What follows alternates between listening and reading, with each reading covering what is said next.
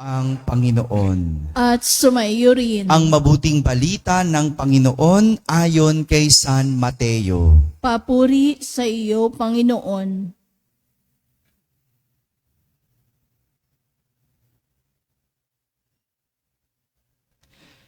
Noong panahong iyon, sinabi ni Jesus sa kanyang mga alagad, "Pakinggan nga ninyo ang kahulugan ng talinhagang tungkol sa manghahasik. Ang mga nakikinig ng salita tungkol sa paghahari ng Diyos, ngunit hindi nakauunawa nito, ay katulad ng mga binhing nahasik sa tabi ng daan. Dumarating ang masama at inaagaw ang nahasik sa kanilang puso.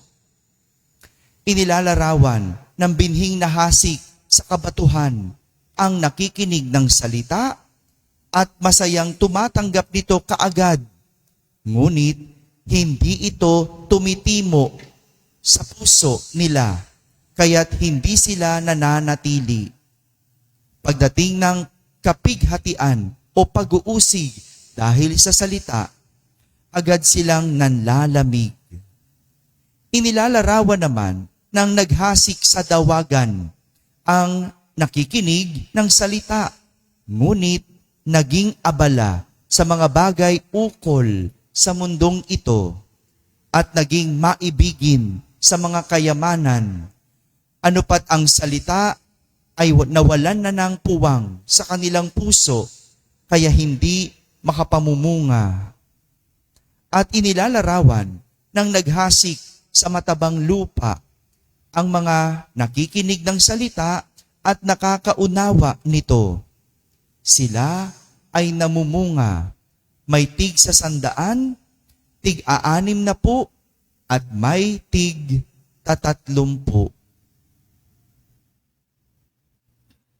Mga kapatid, ang mabuting balita ng Panginoon. Pinupuri ka namin, Panginoong Hesukristo. Umupo ang lahat at makinig sa homilya. Magandang umaga po sa inyong lahat. Magandang umaga rin sa mga nasa tahanan na nagsisimba via online. Kasama kayo sa aming banal na pagdiriwang dito sa ating parokya. Kapag lumago, hindi na hihinto. Kapag lumago, hindi na hihinto. Narinig nyo na ba ang mga salitang ito? Hello? Hindi pa? First time? Naging kilala ang mga salitang ito dahil kay Alex Ayala. Kilala nyo si Alex Ayala? Sino siya? Yan, yung tennis player. No, alam nyo ba? Narinig nyo na ba yung balita tungkol sa kanya? Yung bata na babae na Pilipina na sumisikat dahil sa tennis. Sabi niya, kapag lumago, hindi nahihinto. Naging kilala ang salitang ito dahil kay Alex Ayala. Pero mas naging totoo ang mga salitang ito dahil sa kanyang mga pagkapanalo. Mga kapatid, hindi ito malayo sa talinhaga na ating narinig mula kay Jesus sa araw na ito, ang talinhaga ng manghahasik. Sabihin nyo nga. Ulit, buuin mo naman, tamad naman, oh. Ulit. Yan, ang talinhagang ito ay tumutukoy sa dalawang bagay. Una, tumutukoy sa pagtatanim. Pagtatanim. At tumutukoy sa pinagtataniman. Ano nga yung una? Pangalawa, iisa ang itinanim. Pero iba't iba ang paglago. Iisa ang tinanim, iba't iba ang paglago. Merong tinaniman pero madaling naagaw. Bakit? Dahil hindi bumaon. 'Di ba? Simple. Kapag nagtatanim, kailangan ibaon. Pag hindi yan ibinaon, hindi mag-uugat. Hindi tutubo. Kailangan ibaon.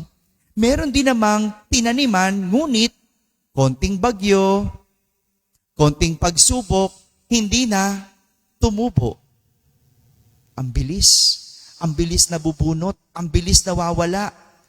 Pero meron namang mabilis tumubo, pero mabilis din namamatay. Bakit? Walang ugat. At tanging itinanim lang sa matabang lupa ang nabaon, nagkaugat, at tumubo, ang lumago at nagkabunga. Tanging sa matabang lupa ang bumaon, nagkaugat, at tumubo, sa huli magkakabunga. Dito natin makikita na hindi basta nagtanim, may tutubo. Tama ba?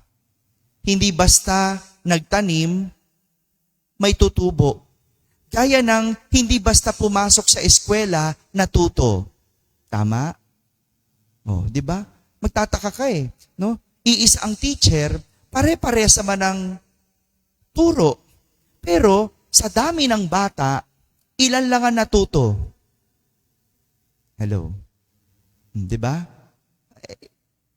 Kaya nga hindi lahat na nagtrabaho umasenso. Tama? At lalong hindi ibig sabihin nagsimba o nagsisimba na papalapit sa Diyos. Kasi yung ibang nagsimba, natulog. O, paano ka napalapit? Hello, pakitingnan nga yung katabi. Nakikinig pa. Very good. No? Ganun di ba? Hindi. Dahil walang problema sa itinatanim. Ang problema nasan? Nasa pinagtataniman. Nasa pinagtataniman. Nasa lupa ang problema. Kaya kahit anong pasok sa eskwela, kung ang estudyante ay hindi tinatanim sa isip at sa utak ang pinag-aralan, walang matututunan. Kahit anong pagtatrabaho, kung di natututo sa hirap ng buhay, hindi natututo sa paghahanap buhay, hindi aasenso. Di ba? Yung, alam mong ang hirap-hirap ng buhay, pero pag sweldo, ganun ka kung magwaldas. Hello? Yung pagsweldo, kain agad dyan sa mga street food na yan. Alam nyo ba, no, pagka kumain ka dyan, no, pag tinitingnan ko, no, misa pag naglalakad ako dyan sa may Esplanade, di ba? Ang daming street food, di ba? Pagkita mo, pag kinukwenta mo, kakainin mo. Inumin, 100. Di ba? Kakain ka ng Ilocos empanada, magkano? Tiningnan ko, 100 to 150. Depende kung anong laman sa loob. No? Siyempre, kakainin mo na yung 150. Bagong sweldo di ba? Tama? Magkano na lahat? 250 na. Yung Ilocos empanada, hanggang dito lang yan. So, kakain ka pa ng doon? Yung kanin na may sisig. Magkano yon? 150 ulit. Magkano na lahat? 400 na. Gawin mo yan 3 beses sa isang buwan. Magkano total? 1, 2. Diba? Napapansin nyo ba yon? Kaso tayo, hindi napapansin. Ano mapapansin? Naku, kulang ang sweldo. Hindi mo papansin, sobra ka sa gastos. Yung 1 to ano mabibili? Ilang kilong bigas? Ilan pwedeng makakain? Pero yung 1 to mo, ikaw lang ang kumain. Di ba minsan ganun di ba? Kailangan mong matuto Kailangan mong pag-aralan. Bakit ba ako nagigipit? Bakit ba? Ano ba ang mga pagkakamali ko? Bakit hindi ako umaasenso? Trabaho naman ako ng trabaho.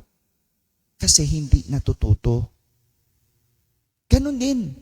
Kahit ilang simbahan ang iyong puntahan at misang daluhan, kung hindi binabaon sa puso ang aral ng Diyos, hindi ka mapapalapit sa Diyos. Ito yung sinasabi ni Propeta Jeremias sa ating unang pagbasa. Ito yung sinasabi niya sa mga taong minsan na nagkamali at hindi natuto sa buhay. May kilala ba kayong ganon? Yung taong hindi natuto, hindi nagtanda sa buhay. Meron? Huwag na tayo lumayo. Baka tayo yun. No? 'Di ba? Yung hindi ka na natuto. No? Ano sabi niya? Simple. Magbalik loob sa Panginoon. Magbalik sa Panginoon. Alam niyo po, gaya ni Alex Ayala, sa laro ng tennis, sa buhay niya bilang atleta, natuto siya sa kanyang mga pagkakamali. Ang sabi niya, binabalikan niya kung paano siya natalo. Tinanong kasi siya no? Ano masasabi mo na ikaw ay nanalo?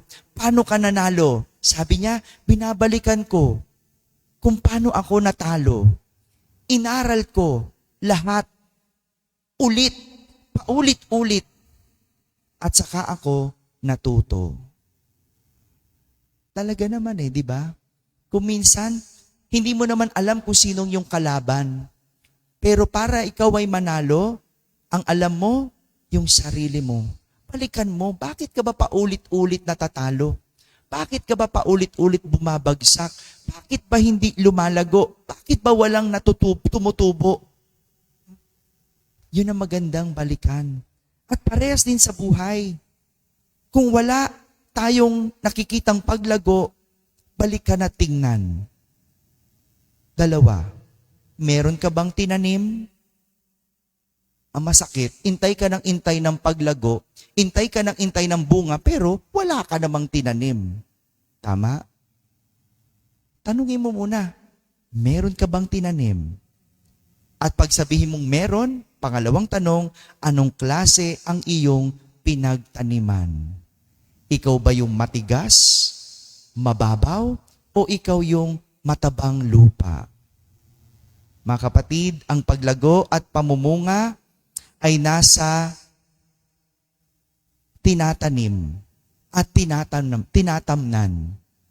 Malalaman kung anong klase ng bunga sa itinanim.